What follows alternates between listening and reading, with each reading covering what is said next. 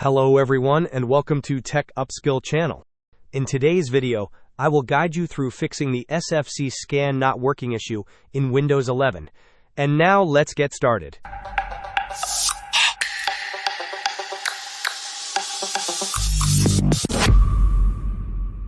If the System File Checker scan is not functioning as expected in Windows 11, we have a solution for you. Begin by opening the Windows search bar and typing Command Prompt. Once it appears in the search results, right-click on it and select Run as Administrator. This will open the elevated command prompt window.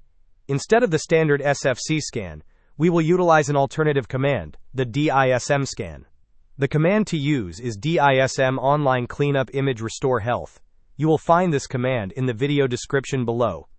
After typing or pasting the command, press Enter. This process will initiate a scan of your system to detect and repair any missing or corrupted files that might be preventing SFC from working correctly. Allow this scan to complete fully, as it may take some time. Once the DISM scan has finished and reported its findings, try running the SFC scan again. It should now be functioning properly.